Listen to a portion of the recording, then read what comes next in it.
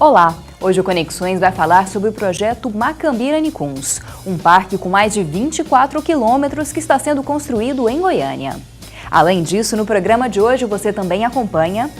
Bom, a pedofilia é considerada uma parafilia, ou seja, um distúrbio que pode ser considerado uma preferência sexual por crianças e adolescentes. O senador da República possui as mesmas competências do deputado federal. No momento em que a boneca está sendo feita, modelada, queimada, etc., geralmente esse processo é acompanhado pelas crianças meninas da aldeia. A cada 1000 nascimentos, 3 crianças nascem surdas. A descoberta precoce da surdez na criança pode evitar prejuízos tanto no desenvolvimento psicológico como no desenvolvimento socioeducacional da criança. O dia 18 de maio foi escolhido como dia do combate ao abuso e à exploração sexual infantil. E por isso o Conexões de hoje traz uma matéria especial sobre este tema tão importante. Durante todo o ano de 2012, a Delegacia de Proteção à Criança e ao Adolescente recebeu 267 denúncias anônimas de abuso sexual contra crianças. Foi registrado o mesmo número de boletins de ocorrência.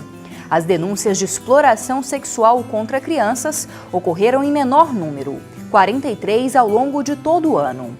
Apesar de semelhantes, esses crimes apresentam certas diferenças. O abuso acontece quando uma criança ou adolescente sofre violência praticada por um adulto.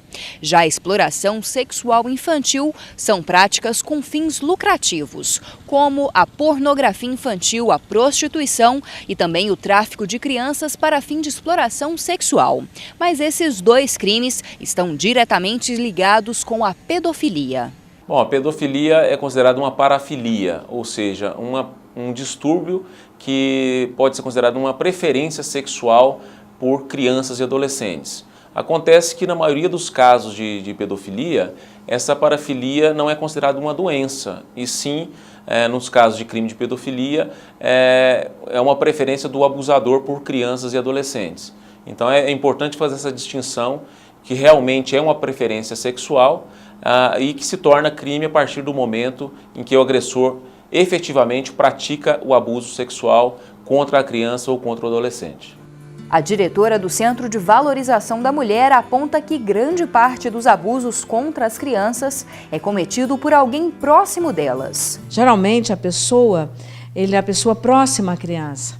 Então, ele motiva a criança e muitas vezes vangloria essa criança de falar para ela, sabe por quê? O papai te acha bonitinho, ele é seu pai, o que que tem? Não conta para a mamãe porque a mamãe vai ficar com ciúmes de você, porque ela está feia, ela está gorda, ela já não é bonitinha. Então, eu sou seu pai, o que que tem? E muitas vezes um tio próximo também que manipula aquela criança até que ela se cede aos seus caprichos. As crianças que sofrem violência sexual podem reproduzir a violência ou apresentar transtornos psicológicos, como a ansiedade e a depressão. A criança que sofre violência é uma criança que precisa muito de acompanhamento, né? Então, assim, naquele momento inicial, é muito importante fazer um acolhimento, explicar para ela, né, a importância de todo o processo e tudo mais. Normalmente são acompanhamentos longos, em decorrência de todos os traumas vivenciados, né, e vai ser feito um trabalho muito focado ao trauma vivenciado mesmo, no sentido de elaborar aquelas situações que causaram danos àquela criança.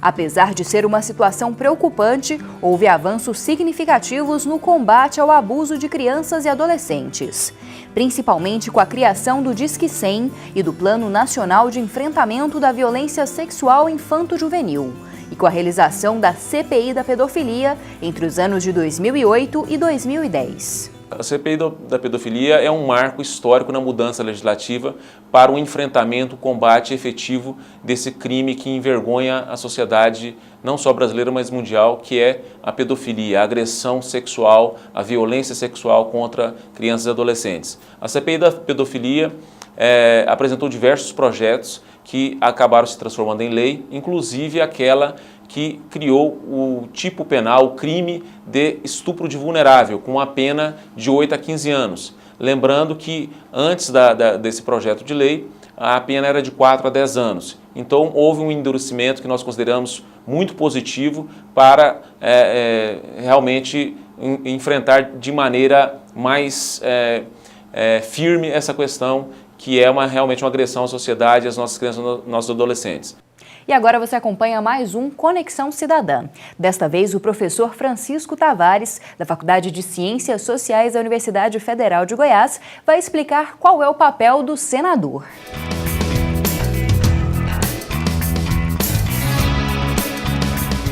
O senador da República possui as mesmas competências do deputado federal. Por que isso acontece? Porque o Brasil é um país, como os Estados Unidos, como a Inglaterra, que optou por um regime que nós chamamos de bicameralismo. Para aprovarmos uma lei lá em Brasília, na União, é preciso que uma casa em que haja deputados federais aprove e depois que uma casa em que haja senadores, 3 representantes para cada estado da nossa federação, também votem essa legislação. Então, nós temos um poder legislativo lá no município, que é só a Câmara de Vereadores. Temos um poder legislativo nos estados, que são só as Assembleias de Deputados. Mas, na União, nós temos um poder legislativo composto de 2 casas. A Câmara, com os deputados federais, e o Senado, com os senadores da República.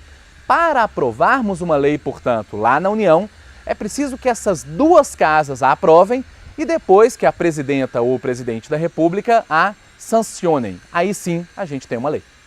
E no programa de hoje você confere uma entrevista com o secretário extraordinário do Programa Urbano Ambiental Macambira-Nicuns, Benício Trindade. E no próximo bloco você acompanha uma matéria sobre as bonecas Carajás e também o quadro Conexão Universitária falando sobre o teste da orelhinha.